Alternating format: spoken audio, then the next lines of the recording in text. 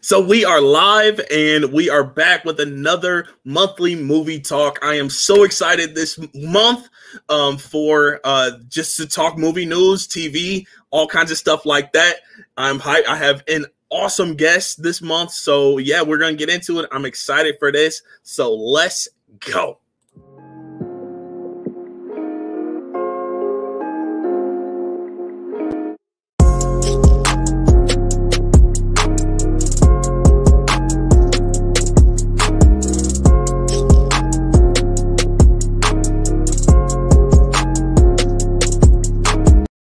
So Elliot of MovieFiles is with me today. And yeah, what's good, man? What's going on? Hey, man, what is going on, AJ? It's been way too long, my friend. It's been, what was it, the sci-fi top 10 sci-fi movies or something like that? Yeah. Time flies, man. It's been a minute, man. But how you been, man? I'm good. I'm great. And I am excited to get into these topics. I'm not going to hold you too long. Not going to hold my viewers for too long. I have a few in here in the chat already. Stacy Wilson says, I'm ready, all caps. I'm ready too. AJ and Elliot, how you been lately? I've been good. Good. What's up? What's up? And Walker the Butcher. What's up? Luke, let's go. Luke, what up? Yeah. So yeah, let's get into it. Yeah, man. So I kind of have like a little bit of an itinerary to talk about, but you know, we could go off track a little bit and you know, just talk about whatever. So a couple days ago, we got us number one, a poster. Number two, we got some stills from like first look, you know, and then we got the teaser trailer for ShangChi. Yes, sir. And yeah, like how are we feeling about this? How are we feeling about the teaser? How are we feeling about you know, just the concept overall? Let me know. This was high on my list, man, in regards to Phase 4, just because, you know, Marvel hasn't dove into the martial arts side of the MCU. You know, we get some good hand-to-hand combat in the Captain America movies, but that's about the extent of it. Everyone else, Spider-Man swinging webs, Tony Stark is blowing people with his, you know, hand blasters. There's not a lot of like hand-to-hand fights. So to be able to see some hand-to-hand combat at the highest level with the Marvel budget was fantastic, man. I think that first teaser did a great job of teasing what we can expect in this world, kind of open it up to the Mandarin and the 10 keys and then 10 rings, I should say, and just opening up that mythical side of the MCU regarding the underground and all that stuff. So I thought this teaser was fantastic, man. And I thought that the photos are great, and I can't wait for September to get here, man. Yeah, I agree. And I really enjoyed the teaser myself. Yeah, there were some aspects to it where I was just kind of like, I wish we got a little bit more. I understand that it is a teaser, but I kind of wanted a little bit more from Shang-Chi in this teaser. We didn't really get, you know, his full personality. We didn't get, you know, like just his tone. I really wanted to get more of his tone. We got more of like Awkwafina. We got more of his father, I feel like, in this teaser, but not so much him. So I want to see something a little bit more from him to get me a little bit more hype for the film. But I am excited for this, you know, installment in the Phase 4. But yeah, so I think it's going to be dope, man. I like the director, Daniel Cretton, who is or Dustin Cretton. He's a great director. Just Mercy 2 years ago, 12 short term 12. And I love how Marvel's picking these kind of more smaller independent directors to do these big blockbuster films. So I think the director is going to be there. I like Awkwafina in the role, in the Asian cast that they have, some legends, some icons, Michelle Yeoh and the gentleman that's playing the Mandarin. So it's looking great, man. And to your point with the teaser-ness of it, it did remind me a lot of kind of like how we were first introduced to Doctor Strange, where the first time we saw him was in his solo film, and how this trailer kind of reminded me a little bit of Black Panther with their fathers talking over the trailer, or not. In the Black Panther's case, it was actually Claw talking regarding Wakanda and all that stuff. So it's gonna. I'm looking forward to it, man. I think as obviously the next trailer, we'll get more of Shang-Chi and who he's about, and a little bit more of his backstory regarding him being taken away from training for 10 years, and now he's, you know, his dad wants him by his side as you know, to take over. Yeah, and he's kind of like, you know, pushing against what his dad wants, and I love that, you know, concept. Yeah, and then they're this Marvel playing with the comics, man, because he's not the Mandarin is not the father of Shang-Chi, so it's going to be interesting to see how they're going to tie that an Iron Man villain into the lore of Shang-Chi. So it's going to be really dope, man. Yeah, for sure. Let's see what the chat has to say. Yeah, man. Flicks Talk in here. Yeah, he says he's listening while driving. Thank you for checking us out. Yeah, man. Looks cool, blown away. Yeah. Yeah. Mid-level media Ken. And what's up, man? Yeah. Jung from Kim's Convenience. I have not checked out Kim's Convenience. Have you at all? No, I've heard nothing. The guys over at Talking TV talk about it a lot. Yeah. I know a couple other people that watch the show that have nothing but great things to say about him, the show, and that show was in its entirety, which I guess was canceled or ended pretty earlier than expected or something like that. Well, I think it like got announced that it was ending, and it was kind of like caught people off guard because it was getting a lot of traction at the time. So like it was kind of like an unexpected ending, but it hasn't aired yet. I think it's gonna air in a few months, like the final season premiere. Yeah, it's like a Canada show, right? It is, yeah. It premieres in Canada, and it's filmed in Canada. So gotcha. I mean, he's gonna be busy, so I don't, he's gonna be busy after this role, and I'm sure a lot of those other actors are gonna probably be busy too. For sure. I think this is Kim's Convenient was a great stepping stone for a lot of those actors, right, and actresses. So let's see. Some talking to chat, talking to each other. And so let's move on to our next topic. The Flash promo. We got like a little bit. We got it was like 11 seconds. Hey, quick! Like, that's the Flash, pure, man. Like pure euphoria. So I'm gonna play it. Hopefully, I don't get copyrighted for it. But let's do it. There it is. Something about it. Flash. Yeah, something about it just gets me so hyped. And like coming right off of the Zack Snyder's Justice League. Right, I think that kind of just even amped it up even more, Zack Snyder's because Ezra Miller in 2017 I wasn't for it. I wasn't a big fan of his portrayal of Barry Allen to what we got. I thought he was an okay Flash, but the Barry Allen-ness nature of the character wasn't really there. But man, Snyder's verse really kind of changed me on him and gets me really excited to see what him and Andy Muschietti have up their sleeves. Yeah, for sure. And Andy posted this the other day, and just everybody getting hype, and I'm on that hype train as well. I really enjoy the Flash, and I really got into the Flash because of the CW Flash, and we all know how CW is. It's a little corny, little campy, cheesy. The budget's not quite all the way there, but I still enjoyed it for what it was. And hey, man, we talked about it. It was almost, I think, not even a year, but when we had our watch along with Grant Gustin, Ezra coming onto his lay in the land, we might see, which I'm not looking forward to it, but we might see Grant Gustin make his big screen appearance in the film. It's only right that they kind of share that, TV show. That would be very interesting to see him on the big screen as a Flash. I don't think.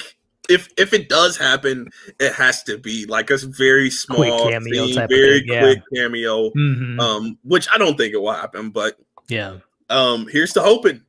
Right. Hey, again, man, the Flash is one of my favorite superheroes in the DC universe, and again, Ezra Miller taking away all that stuff that we still don't know what happened last year, and the PR team for him really worked overtime to brush it on the rug. But neither here nor there, man. I'm looking forward to seeing. Obviously, we got the announcement a couple months ago with Supergirl, that actress, which what a career opportunity for her.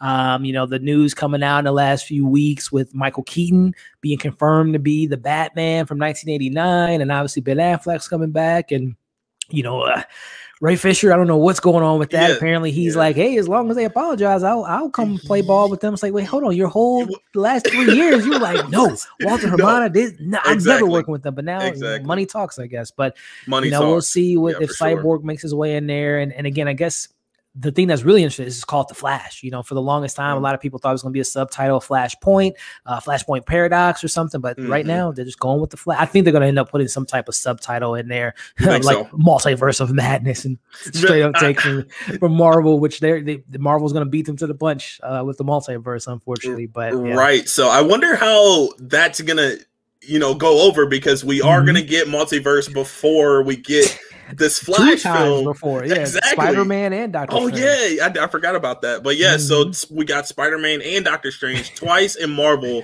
And DC running behind once again. But yeah, I love DC, but I'm a Marvel guy, so DC, we got this Flashpoint type film. And how do you feel about that? Like, would you have rather just seen like a solo Flash film and then they get into the Flashpoint, or how do you feel about that? Yeah, it's unfortunate that the first time we're going to see the Flash have his solo outing, he's going to have 3 Batman and a Supergirl and maybe Cyborg and alternate versions of Wonder Woman and Aquaman. It's literally the equivalent to Toby, or I should say Andrew, with Andrew Garfield, Tom Maguire kind of overshadowing Tom Holland's 3rd film, but yet it's his 3rd film, and this is the first film with Flash. True. I don't know if it's one of those things where they don't feel like Flash can bring enough people into theaters, so you got to throw in another Batman, and you got to throw in some other characters like Supergirl, but we'll see, man. Andy Muschietti, I think he's done all the films he's done so far, especially in the It franchise. He knows how to tell, like, in like the group of those kids and seeing them, the Losers Club, grow up. Each one of them had their independent moments, but it's still, Pennywise was a very menacing villain in that film. So I'm hoping that the same way he was able to give Pennywise his due with all that great cast and the character development and coming of age, that we get that somewhat mixed within Barry Allen's story, and he just happens to run into the Batman and the alternate characters. So we'll see, man. A lot of people are speculating this is going to wipe the clean slate of the Snyderverse and kind of go in its own direction with Robert Pattinson, and obviously this new Supergirl, and we got the announcement of a Black Superman. So yeah, we're getting all these announcements, and all then we kind of are like left in the dark about some things. So I kind of like being left in the dark about some things, because we don't have that expectation. So yeah, and I mean, dude, this film has been through hell, man. I mean, Rick Famuyiwa, the guys from Game Night was attached to. I think Lord and Miller were attached at one point. There's been like 5 or 6 directors, and there's been many different iterations of the script. So we'll see, man. And then again, like Michael Keaton's like, I guess I'll go shoot it now. What would have happened if Michael Keaton wouldn't have been in the film? Did they have another script with not him being included? So we'll see, man. Fingers crossed. I love me some DC. It was probably rewritten so many times, and hopefully it's perfected at this point. Because they've already they've started. I guess they started filming. I think yesterday was day 1. Andy Muschietti posted on social media day 1. So here we go.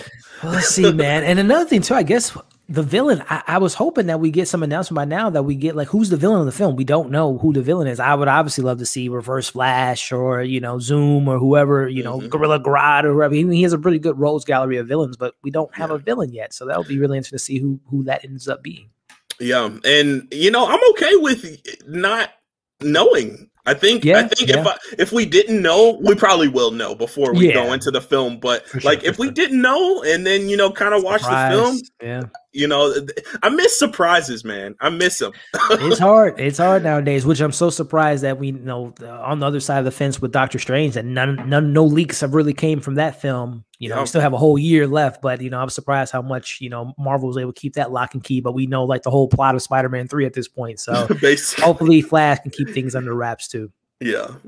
So on another note, we talk about the Powerpuff Girls live action remake. I kind of wanted to just pick your brain about this. It's something that I wanted to talk about a little bit.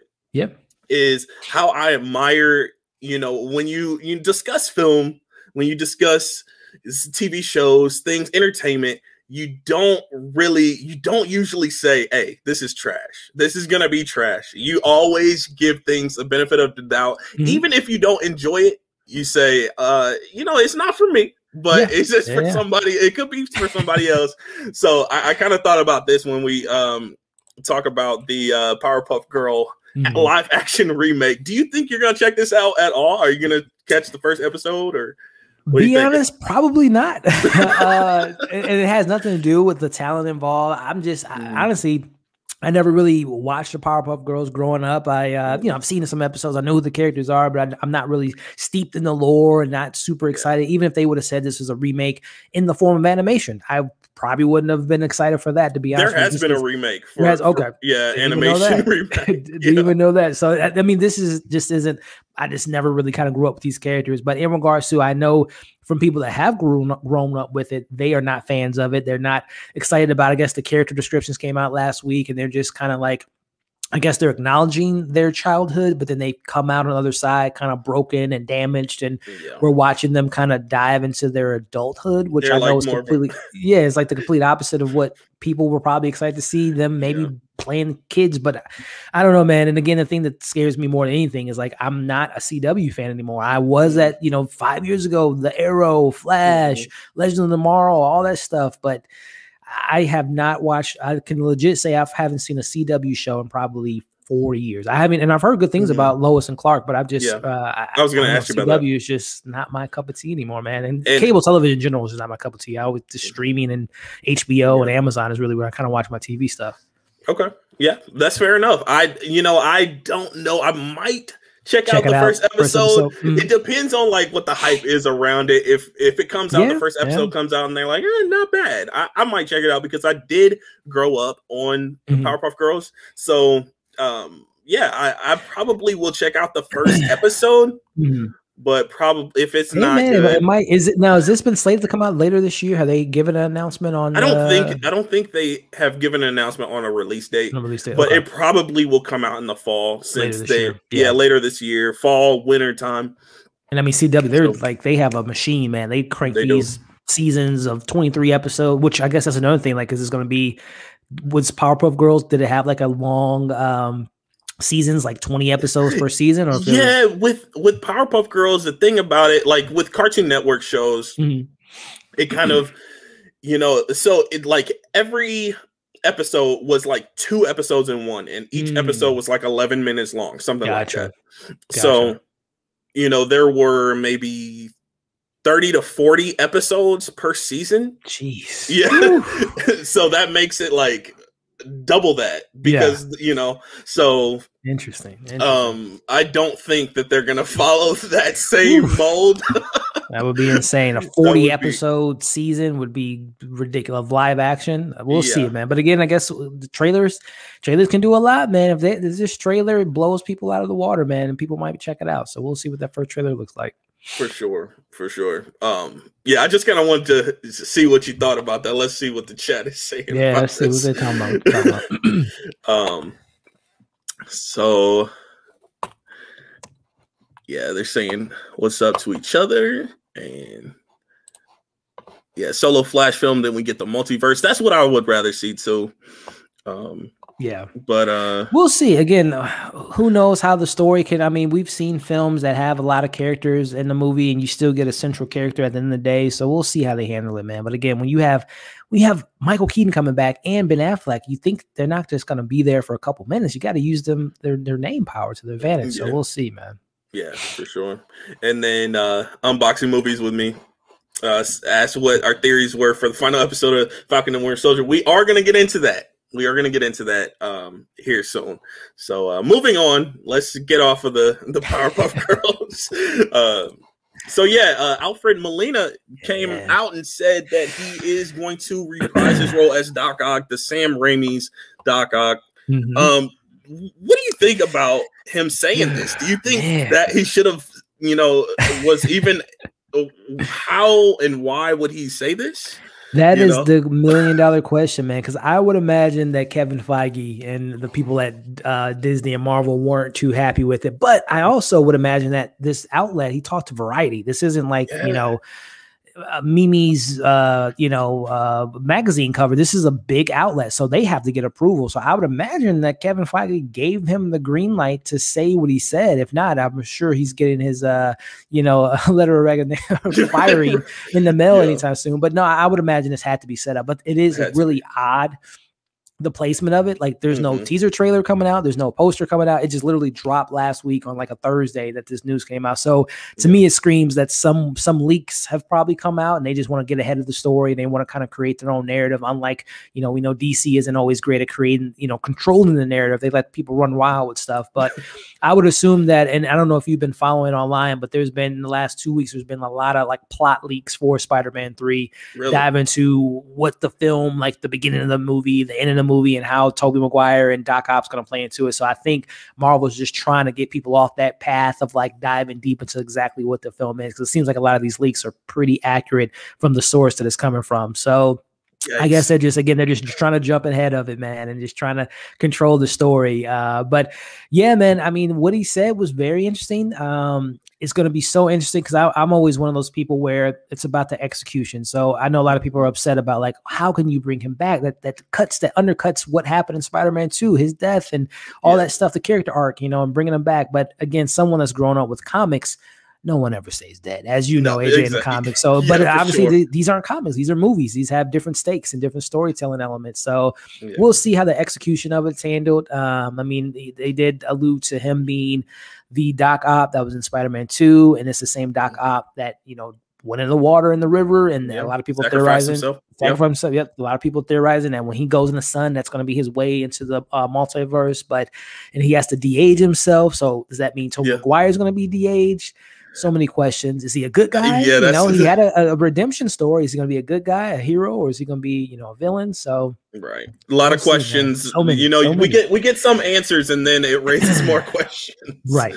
So yeah, let's just check out the movie. You know, let's just at this point, that's all we can do, right? It's coming out in December. I mean, are you? So I guess, how do you feel about Doc Ock in return? Does it take anything away from your feelings for Spider-Man 2? Is it going to affect that at all for you, depending on how they handle it? You know, depending on how they handle it, hopefully it doesn't take it away, because I do really enjoy Spider-Man 2. It's not my favorite Spider-man film, but I really did enjoy Spider-Man 2. So hopefully the execution is right, and you know, we get the best, you know, version that we can, you know, of these characters and of this story. I mean, and again, not only him, but apparently William Dafoe's coming back as, you know, Norman Osborn. I heard that. Of course, we know Jamie Foxx has been confirmed as Electro, and who else? You know, Sandman's out there. Are they going to bring back James Franco as Harry Osborn? I mean, Uncle Ben's going to come back. You know, what is this? The possibility. Everyone's back. Man. Yeah, possibilities are endless, man. He'll come back just to die again. Uncle Ben. Yeah, exactly. Can never catch a break. Right, exactly. So yeah, moving on so we got a film coming out in a couple days. What are your expectations and thoughts on this new film?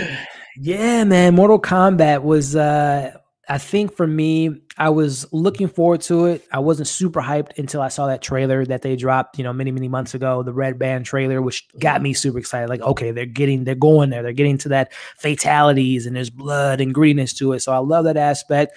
And, you know, the characters, now again, I grew up with playing Mortal Kombat. I'm not like super deep into the lore and played all the games that have all the storylines and whatnot, but I enjoy these characters and look forward to seeing them on the big screen. And of course, you know, a lot of us grew up with the 90s Mortal Kombat and Annihilation, which, you know, wasn't that great, but the first was a pretty fun kind of guilty pleasure film. If you watch it now, it holds up to a certain extent, but at the same time, it's very, you know, the CGI and some of the line delivery and the story isn't all that great. But as far as expectations, man, give me some great fatalities. Give me some great hand-to-hand combat. Give me some great character moments. Give me some good reveals of some characters that we haven't seen in the trailer or knew that was going to be in the film.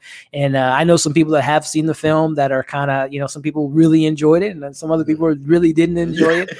But, you know, nonetheless, I'm looking forward to checking it out on Friday, and hopefully it'll be a good time. Yeah, I was gonna ask you. You pretty much answered all my questions, but I was gonna ask you if you had seen it already, because I know you do get screeners sometimes for films. Yeah, man. And this is funny. I was talking to someone who has their own, who gets a lot of screeners as well, and he didn't get the screener. And he knows a lot of other publicists and journalists and critics that haven't been able to see it quite yet, which I've been fortunate enough to get screeners in the last year and a half. And sometimes when the studios aren't as giving to the screeners, to the public, then it's maybe not the best of things to come as far as that goes. But we'll see, man. Sometimes they like to keep things under wraps, so it could be a big surprise. But sometimes they want to hold the embargoes to like the day before. I think the embargo's tonight, if I'm not mistaken. But yeah, we'll see, man. I'm still looking forward to checking it out on Friday. Yeah, same here. I probably won't check it out on Friday. I don't know. I've been thinking about doing a watch along for it, but I don't know if I'm going to. I got to check out the film first, see if it's something that is worth rewatching. But this is actually an old poster because it says April 16th. April 16th, but it got delayed a week. So it's coming out on Friday. Gave a little bit more room for Godzilla versus Kong to get some more box office receipts. Yeah, true. So, how do you feel about HBO Max dropping their films, on streaming and in theaters at the same time this year? I love it. I love it, man. This might be sacrilegious to say for someone that is a big theater going, moviegoer, but I mean, it's been more than a year for me, man. AJ, I'm a creature of habit, man. So I've been used to the idea of watching these films at home. Of course, it's not the same as when you see these films at the theater, but to me, man, the convenience of, I have a decent surround sound and a nice screen TV, and I enjoy watching movies in the comfort of my own home, man. Number one, it's safer, it's convenient. I get to, especially with reviews and all that, I get to kind of, if something didn't work for me, or I might have missed something, I can rewatch it literally right after I'm done. Versus the theater is a much different experience. So rewind and exactly, man. So I love it, man. I know people aren't happy about it, and of course, as the months go by and vaccines have been given out, I definitely plan on going to the theater. Suicide Squad, definitely Dune, which is my most anticipated film of all time, and I can't wait for that experience, seeing that in the theater and immediately coming back home and revisiting watching it. Yeah, I'm gonna triple feature that. Wow. But I'm not opposed to the idea. Again, how they handled it was poor, not telling the directors and the actors that they were going to do it. But I think at the end of the day, it's a pretty cool, marketing for those that don't feel comfortable going to the show. You can still be able to watch these in the comfort of your own home. So I'm for it, man. Yeah, I feel the same way. I think the fact that they are releasing it in theaters is, I think that is what makes me, okay with this, because I know there are a lot of folks out there that want to see these films in the theaters, and you have that option now. So the same thing with the premiere access for Disney Plus. We didn't quite get that with Mulan, or did we get that with Soul? Soul free, and Raya was 30, and then I think Luca's free. I don't know how they pick and choose what's 30 and what's not. You were exactly. So did Soul come out in theaters? I don't think it hit theaters at all. No, it was it didn't hit theaters Disney at all. Plus exclusive, yeah. So I think just this year we're getting, both theater and premiere access. But for premiere access, you have to pay $30. It's just that money. It's just interesting because we get HBO Max over here that's not really, they're not doing that, and then we get Disney over here that they're like, okay, I don't care what HBO Max is doing, we're getting this money. I don't know. That's interesting to me, but I feel like in 2022 we're probably not going to even have these things dropping on streaming anymore. They're probably just going to go straight to the theater. And then we'll get, our streaming months after.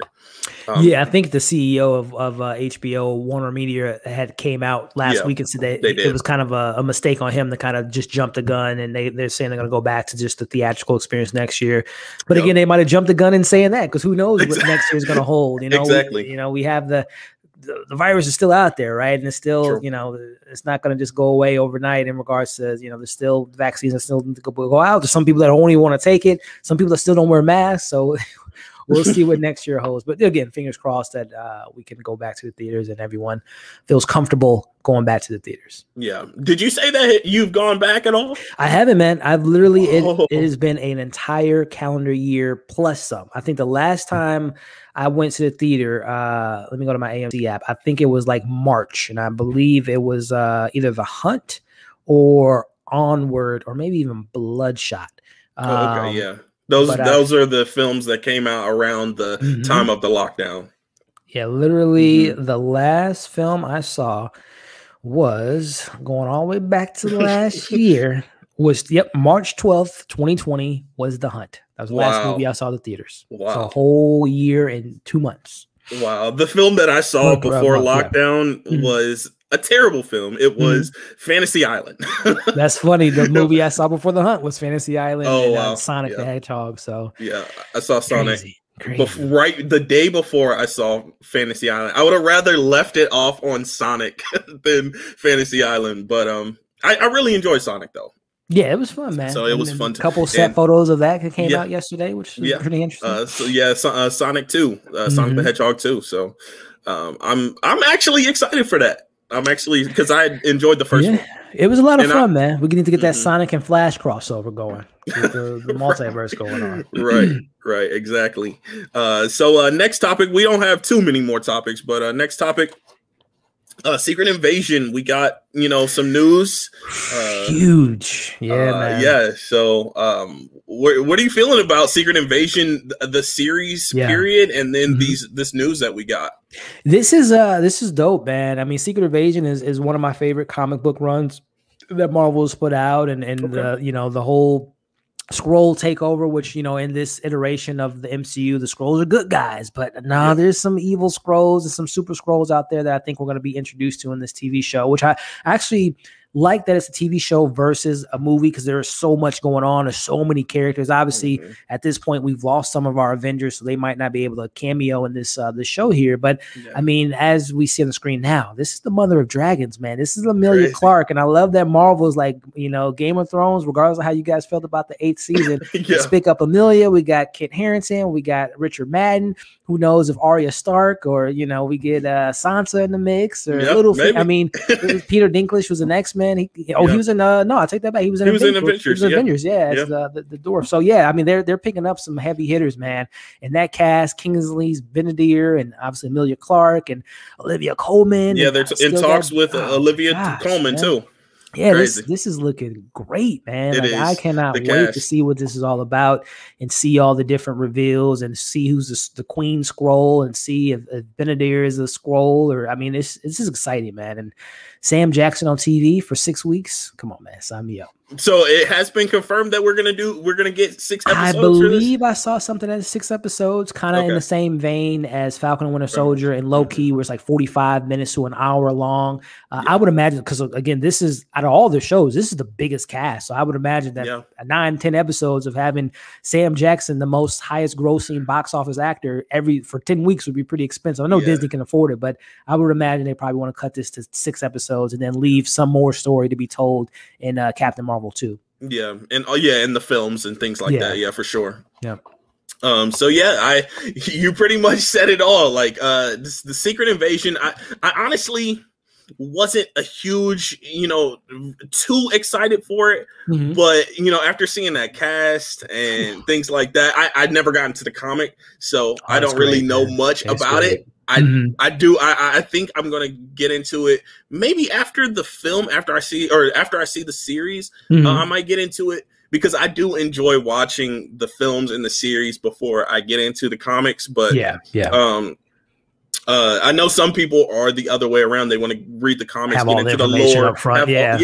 So I feel like personally for me, it kind of not ruins the experience, but it kind of like I see things coming and I don't want to see it coming. I kind of want to be shocked a little bit. Yeah, I totally hear you. And to be honest with you, I don't even know how much of the comics will be influenced on this. Because again, there's so many characters that are not even introduced in the MCU yet, let alone people that have gone from the MCU that won't be that were integral in the comics that probably won't be in the show. So they'll definitely, as they've done with at this point, 13 years with Marvel, they use the comics as a foundation, but they're at the point now where they can just literally Endgame was not based on any comic book. It was based on the MCU lore at that point. So they're so far into their universe that they can just take little hints of this and that. Like Shang-Chi, again, the Mandarin and Shang-Chi, that's not his dad at all. So they can kind of remix things at this point. And, comic book purists, are game with it because they're handling these storylines pretty interesting in regards to the creative liberties they're taking. Yeah. Got you. But so next topic we are going to talk about is a huge show that a lot of people are talking about, Invincible. Yo, man, Yeah, I've man. seen that you are really into it. You've been watching it every week. Yeah, man. And kind of doing reviews and, you know, kind of breaking it down. So what are your thoughts, your overall thoughts on Invincible, man? I love it, man. I love it, AJ. This was we were just talking about it. This was something I from all my like I wouldn't call myself like a comic book purist or like a big comic book head. I used to read them a lot more when I was younger, but this was a comic I've always heard that people say, dude, if you love comics, this is one of the best comic books ever. You know, what Robert Kirkman and the crew did with this story over, I think it was 13, 15 years that they had certain runs of Invincible. So I was like, oh man, I want to read them so bad. But I think it was like 4 years ago, I had heard that they wanted to do what we have now, fast forward 2021, an animated show. And then also they're still wanting to do a live action, which now based on this show, I don't know how the hell they're going to pull off a lot of that stuff. I mean, it does remind me a little bit of, you know, The Boys when it comes to the violence of it. So I guess that's kind of a template of what we can expect on a live action. But that movie's going to be expensive. And I mean, Amazon, if Amazon is the one that's going to be producing it, as we heard a couple days ago, the first season of what is it? Lord of the Rings, $470 million for the first season. That's crazy. The most expensive show ever. Yeah, it doubles WandaVision's, which was at the point the most expensive show ever. So I mean, hey, sign me up for live action with this. But nonetheless, to answer your question, man, I love this world. I went into it blind, not knowing, you know, anything about Omni-Man and obviously Mark and Debbie and, you know, the global the global Guardians of the Globe, and the agency that they have. I love this world. I love what they're doing with Mark, that they're taking their time. He's not just a superhero overnight. Every week he's getting his ass beat worse than the last week before. So he's still learning to become a superhero. And it reminds me so much. We talked about Spider-Man earlier. It reminds me so much of Peter Parker's story, him struggling with balancing school and his love interest and his family and his friends, and then being this superhero and being in the shadow of Omni-Man, who's the Superman of this universe. So this is just what I love, man. And I'm not a big, I think we talked about it before, I'm not a big like animation guy. Like I love, you know, animated movies, Pixar, Disney, DreamWorks, all that stuff. But I haven't watched like an animated show since like, I don't know, since I was a teenager, like Dragon Ball Z and stuff. So I really don't watch a lot of like animated shows like this. And I'm loving it, man. I can't speak highly enough of it. All 6 episodes are better than the last week. And man, I love it, man. Titan, a Battle Beast, who I love, and I mean Machine Head is so like I said, people were telling me, AJ, you gotta watch this, and I'm just like, I got so many other things that like on my list and things like that. I was just making excuses for it, and I was like, I'm gonna do this monthly movie talk with Elliot. And by the way, I not just to get sidetracked a little bit, back in January, I figured out that I wanted to do monthly movie talk, and I was like, April is going to be Elliot. And I got you. I can't believe I got you. I'm so happy about that. But anyway, everybody's telling me, watch this show. I didn't know anything about the comic or, you know, the show itself. And they're like, it's so good. And I'm like, monthly movie talk is coming up. Maybe I should just binge. It's only 6 episodes out. You know, I maybe I should binge. And I watched them all yesterday. All yesterday? all of them yesterday. It was my off day. So I was like, you know what? I'm gonna watch all of them.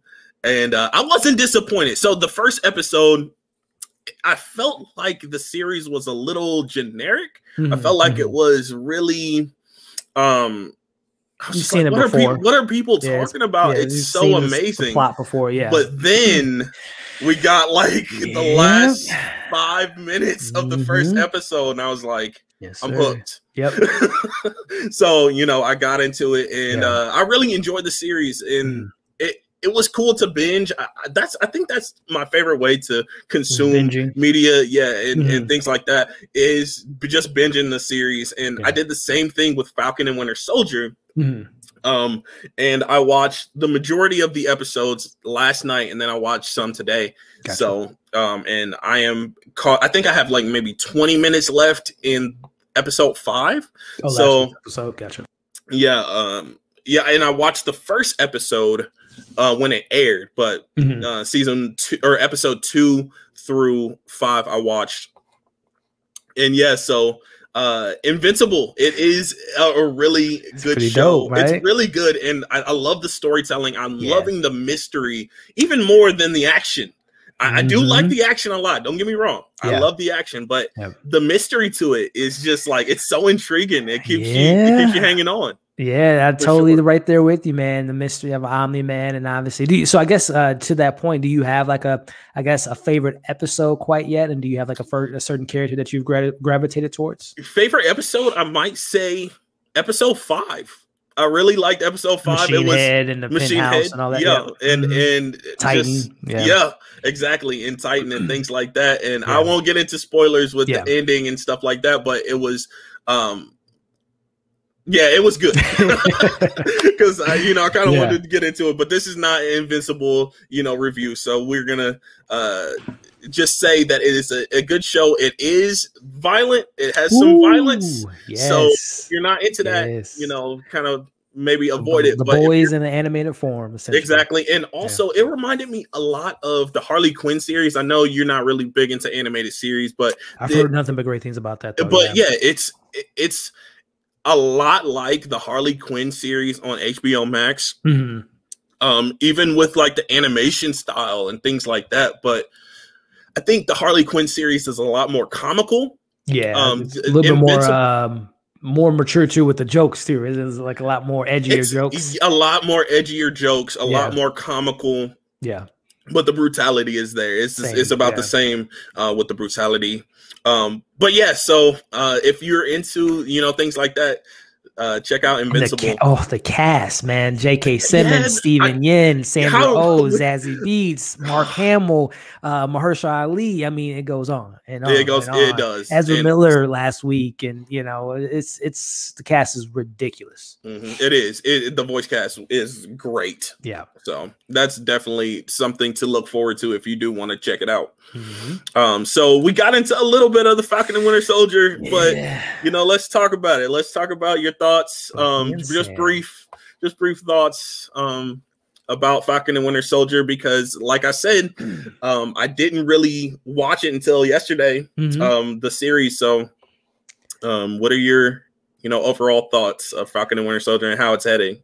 I'm really enjoying this show, man. I mean, of course, we have the finale, coming up next week. But so far, man, Falcon and, a Sam Wilson dive into him not wanting to take on the shield, what it means to be a Black Captain America. And I'm liking how the show and Disney in particular is bringing that conversation to the table, especially with Isaiah Bradley's character and learning about his history, being not being there essentially, and his whole origins. But what I love about the show more than anything, and I'll get a little bit more into the characters here, but I love how much respect they're putting on Cap. Steve Rogers in particular, they put it on his name, because that's my favorite Avenger. That's my favorite character in the Marvel Cinematic Universe.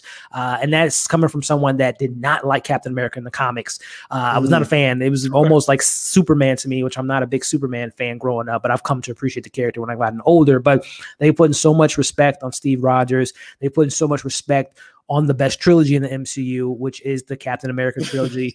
They've paid homage to the first movie. They've paid homage to Winter Soldier, which is still the most singular story, my favorite singular story in the MCU, besides the Avengers team up films, and then even Civil War, man. So I just love the homages and the nods and the parallels between John Walker's story, how the path he went on versus the path that Steve Rogers went on, and how much heart it takes to be Captain America. Is not just the skill and all that stuff. Right. And then dive into Sam, man. I'm really liking what Anthony Mackie's bringing to the table, and we'll see what the finale holds on Friday, to see that full transformation of him, going from Falcon to potentially the new Captain America. I'm so surprised what they've done with Bucky, because Bucky, to me in the MCU, has been a very lackluster character. The Winter Soldier, on the other hand, has been fantastic. I love the Winter Soldier. I can watch that, him, doing his Terminator thing all day. But Bucky's been kind of meandering throughout the MCU and just kind of here and there, and really don't know who he is. But this show is really kind of giving you what PTSD looks like in this fictional, 90 years of Winter Soldier history that he's had. So I love what they've been doing with Bucky, and then the introduction of, all the, I think this might be blasphemy to say and controversial, but John Walker has been my favorite character on the show. Like, what they've done with John Walker has been incredible, dude. They have literally given that. Yes, I love me some Captain America, bro. Like, it's controversial, but I see his point, man. You called him Captain America. That's hilarious. Hey, he's Captain America. Hey, it's technically, facts. It's facts, man. He's doing what needs to be done. He's the Punisher. He has his ways of going about it. It's not the American way per se, and this is what I love about the show, how they're handling. You know, we all due respect to paying homage and paying respects and appreciating people for what they do to protect this country. But if you see what the people do in the wars, then how would you look at them? And we see that now with Captain America regarding how it gets the job done. It's not always pretty. He took out a terrorist in a very violent, kind of a passionate way. So I'm really enjoying what they did with Wyatt Russell. I love his performance, and I'm thinking he's phenomenal, and seeing that transformation of him. But it comes with his criticisms, and mainly the weakest part of the show is the Flag Smashers. They are completely pointless. Yeah, I was gonna ask you how you felt about our villain in this series. Yeah, and to be fair, John Walker's the villain, the government's the villain, and they're just kind of like, they just happen to be hazardous. They're just in the way essentially, and they're kind of the product of what it looks like to neglect people, and you kind of get the Flag Smashers. So I get what the show is doing with them, but they just feel like they're in the way. They're like it's the weakest. Like, it's definitely is the weakest link of the series, and I hope the finale kind of doesn't hone in on their storyline too much. Yeah, because it is the weakest link in my opinion. Easily the weakest link, man. But I mean, I want to hear your thoughts, man. It's your first, watching this last 24 hours. Where you at with it, man? Exactly. So, I don't know if you know my opinion on Bucky Winter Soldier. Not my favorite film. The Winter Soldier, it's a hot take. I get it, but Falcon or the Captain America and the Winter Soldier was a bottom tier MCU for me, and it is definitely exactly. I just did not care for the storyline. I didn't care for Bucky Winter Soldier at all, and he was definitely bottom tier character in the MCU. But after watching this show, man, I really, really enjoyed Bucky's character, and I enjoyed Sam's character a lot more than I already did, because I did like Sam already. But their whole relationship, their whole, bond that they've created in this series, it just really changed my outlook on the characters and even storylines, in the past films. So like when a show or any content can do that, kind of just change my mind about it, I got to give it its props. And I've kind of felt the same way about Tony Stark before Endgame. I was just like, Tony Stark, he's selfish, he's not a real hero, that's kind of like how I was feeling. And then we got Endgame, and to see like him make the ultimate sacrifice kind of changed my thinking about the past films and things like that. So whenever something can change my whole persona, like my whole mindset about a character, I got to give it its props. Same could be said about WandaVision, man. I wasn't the biggest fan of Wanda or Vision in the MCU, but they're one of my favorite characters now, at least Wanda, that matter, because we don't know what's going to happen with White Vision. But yeah, man, I think that says a lot it's kind of a gift and a curse, right? It's kind of like Marvel can almost kind of rewrite their past characters, or I think that I can say the same about Clint Barton. I think Hawkeye's cool, but I don't really Ronan's more interesting to me than, Clint Barton. So I'm interested to see what they do with making me care for Hawkeye, because I really don't care for Hawkeye that much.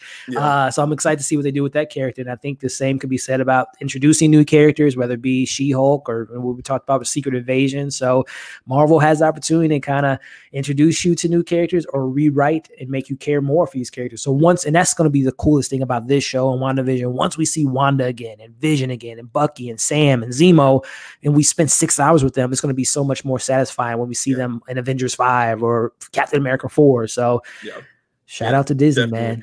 And I'm glad that you brought up WandaVision, because I wanted to ask you how you felt about Falcon and Winter Soldier versus WandaVision. Like, are you more intrigued with, you know, the storytelling or, you know, the characters, you know, because a lot of things are different. These are different, two different shows, even though it's in the same, definitely.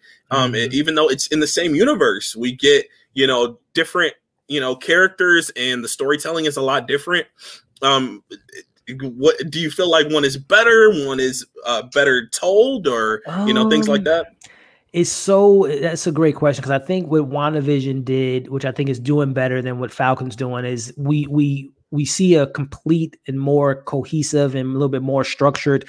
From when we see Wanda to all the way to the end of the series, it was so focused on her story, and it wasn't muddled with, you know, flag smashers and we got to share what's Sharon up to, what's Zemo up to, and I think Sam, seeing him ultimately take the, well, I don't want to give too much away because I know you still got 20 minutes of the episode, but you can kind of see the trajectory where they're leading to him becoming Captain America in the show. That's the end game, is for him to take on that mantle. But for one, I think it was WandaVision did a better job of telling us what Wanda went through after the last time we saw her in Endgame, which was her grief, her suffering. We see her past of losing her family, her brother, her, you know, the Avengers, and losing her, you know, her love of her life. So I think that did a better job of really kind of building that character and really fleshing out that character as much as they possibly could, as well as giving us more from Vision and still exploring or expanding the MCU with Monica Rambeau and all the other characters that we got from that show. So I think it did a better job of like character development. What this show is doing to me is building out the world a little bit better, because WandaVision it was a block. We were literally just on a block of Westview, and it wasn't really expanding the universe besides Monica Rambeau. But this show to me is really kind of more of a global MCU. What's the world look like after Endgame? Because that's what WandaVision really didn't address. Like, okay, what does the world look like after it? So what this show is doing, we got the GRC, the Patch Act, you know, there's terrorists out there. There's people that revolt about the people coming back. So it's handling the after effects of Endgame more so than WandaVision does. So I think this show does better world building, where WandaVision did better like character development. Okay. I can definitely see where you're coming from with both of those. So do you feel like you enjoy one more than the other?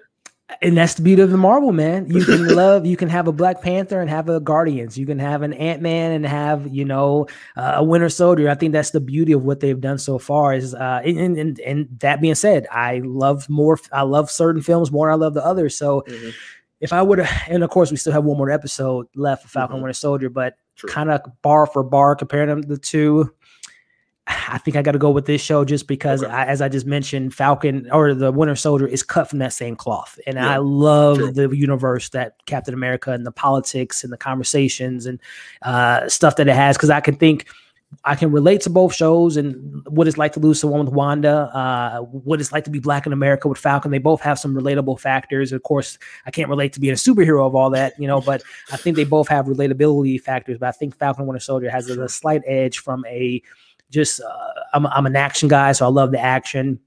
I love the ambitious nature of WandaVision, but I think, oh man, I'm thinking of episode 8 right now, WandaVision. That was like some of the best dialogue of the MCU of like, what's grief? Then you love persevering. That quote that Vision had was fantastic. But I think for me, I'm going with Falcon Winter Soldier slightly, not by much. It's not like a 4-2 versus Black Panther, where it's like those are completely different opposite films, and one's way more superior than the other. But I think I'm going to the slight edge for Falcon Winter Soldier, and it could be biased because I'm like, we're still in the midst of the show, and you know, versus if I it's a little bit tough, because we are in the midst of it right now. But I would definitely have to say I would have to say Falcon and Winter Soldier I enjoy more.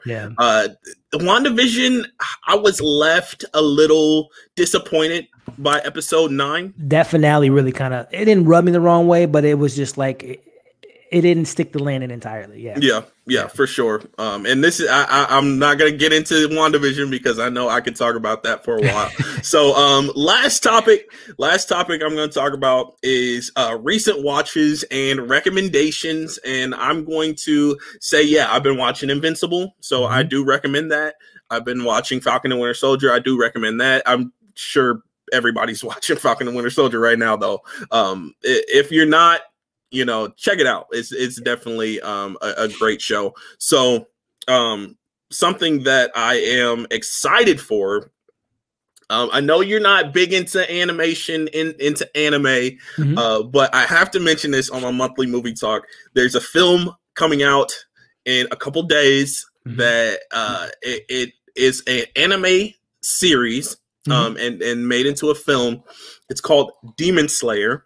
I've heard of it. Yeah, and it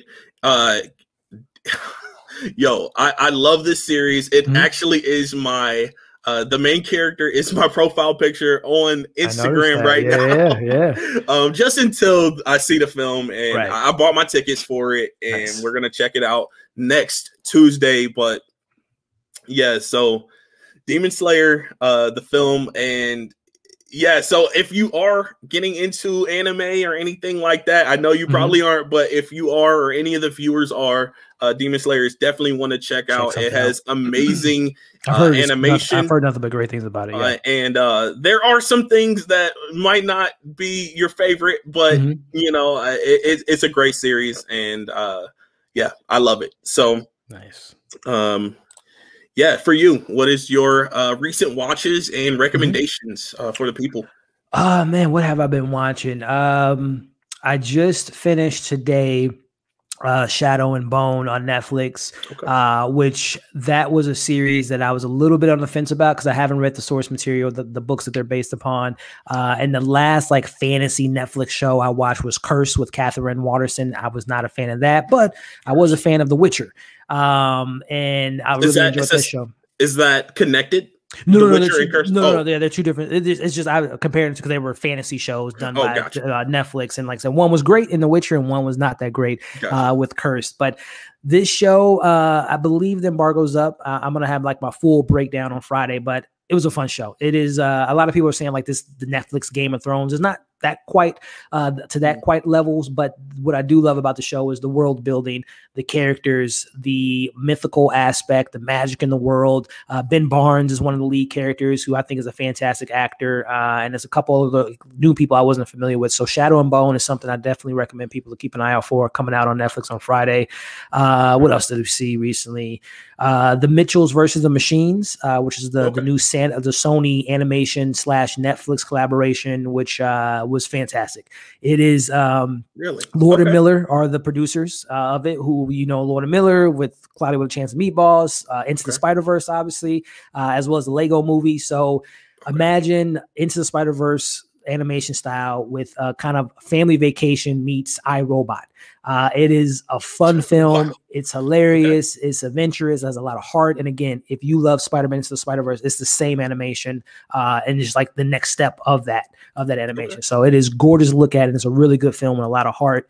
So definitely recommend that. And then for my crime drama lovers, especially HBO crime drama lovers, is a new show with Kate Winslet called Mayor of Easttown, which is again a crime thriller, and I love crime, I love murder mysteries, so it is right up my alley. And they just had the first episode premiere on Sunday on HBO, and that's something I recommend. And I'm trying to think, there's a bunch of stuff I've been watching the last 24 hours. But how long is that series, the Kate Winslet series? Is it going to be?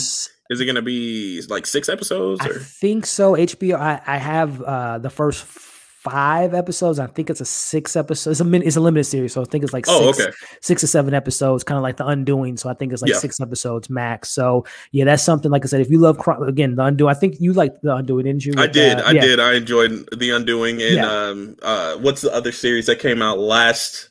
Like summer on Apple TV. Defending Jacob. Yes. And those were similar series, definitely. And I enjoyed both of those a lot. And this show has similar vibes in the sense of it's a small town, there's a murderer on the loose, but it's also the family drama that really kind of gets me intrigued. And it's again, the cast is not only Kate Winslet, who's an Oscar-winning actress, but you have Jean Smart, who is a phenomenal actress, huge legacy actress.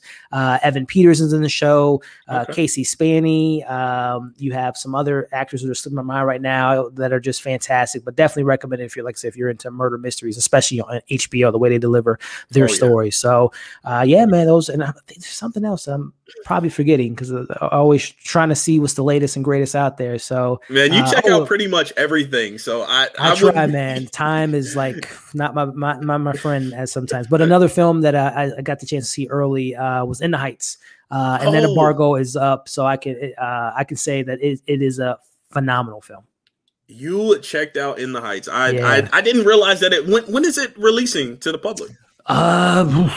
June. You know? I think June. Yeah, that's 11th. Wow. Yeah, this is a few months. Yeah, I was I was very fortunate to HBO let me check that out, and it was so cool. It's fantastic, man. It's I love it. I'm not even really a big musical guy like that, but it was fantastic. What'd you think of Hamilton? Did you care for it?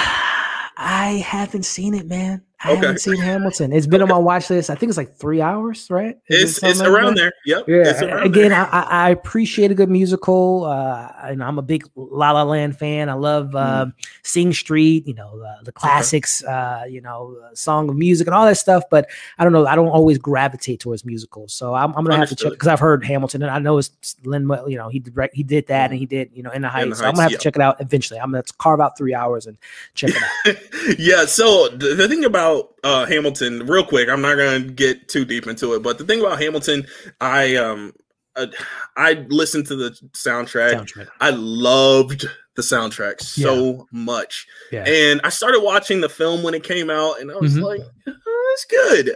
I like it. But I like the soundtrack more. I like listening. I enjoy listening to the soundtrack a lot more than actually sitting down, watching the play. I'm sure if I was in the seat, actually watching, yes, exactly. So, that's how I felt about Hamilton. And I gotta say, too, I guess another thing which I was surprised about with In the Heights, I don't really like spoken rap. I don't like it's something I'm just like, it doesn't vibe with me. But I guess it's just the delivery. And again, if I liked In the Heights, I would imagine I would probably like Hamilton, because it's just pretty much. I know Anthony Ramos, who was in Hamilton, is in this film, and I think there's the actress, the older actress. I can't think of her name right now, but I think she always works with Lin-Manuel. So a lot of people that worked on In the Heights worked on Hamilton. So I'm just gonna eventually watch it one of these days. Yeah. Not on the top of your priority list, I'm guessing, but I'll check it out. Check it out eventually. Yeah, for sure. Yeah. Well, that has been our stream, our monthly movie talk, and thank you again, Elliot, for coming by. And let me get to some of these comments before we head out of here. Wanda was so underwhelming. Whoa. I felt like WandaVision, the finale, made some of the aspects of the series underwhelming. I think that, and I also think that when people's theories, the theory bubble got burst of Pietro and Professor X, a lot of people had so many expectations, theories that just didn't play out. I think that maybe hurt the series, and of course, for sure. Paul Bettany coming out talking about the actor, and of course, Mephisto. He shouldn't have done that. Mephisto is the talk of the town. So I think a lot of people was a little upset about none of those things coming true. Yeah, true. Wow, not a fan of the Winter Soldier. Insane, AJ. Respect. I know it's a hot take. It's a hot take. I know everybody loves Winter Soldier.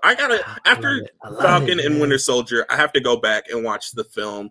To fight, AJ. I love the action. I love the action. Don't get me wrong. I love the action in the film, but as soon as the action is not on screen, I'm so not interested. Gotcha. So I think that's just the biggest thing for me. So, I might enjoy it next time I watch it, since I enjoy Falcon and Winter Soldier. But do you like Civil War? Is that one high? Love Civil War. Okay, gotcha. Love Civil War. It's very high.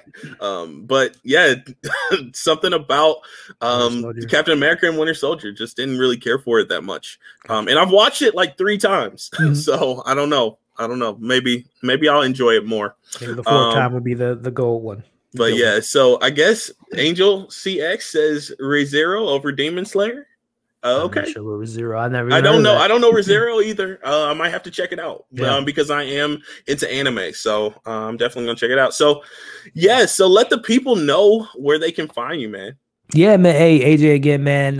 Hopefully we can do this again soon, my friend, because I always love chatting with you about movies and shows and, pop culture stuff in general. So thank you so much for having me on as your guest for the month of April. But yeah, man, you guys can find me here on YouTube at MovieFiles, talking about a lot of stuff that we talked about today, new movies, shows, having discussions about those shows on live streams, things of that nature. So check me out here on YouTube at MovieFiles, as well as on various social media outlets, Instagram at MovieFiles, Twitter at MovieFiles Live. I do Letterboxd, TikTok as well, and that's where I kind of have fun and get to talk more about, because I don't do like a lot of theory videos, so I like to do TikTok to talk about theories of Marvel shows and recent news and stuff like that. So if you guys are into all that fun stuff on the social media platforms, check me out.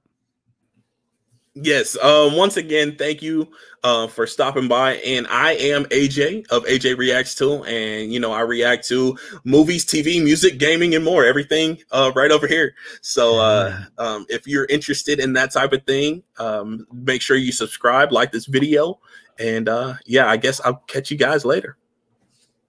Peace.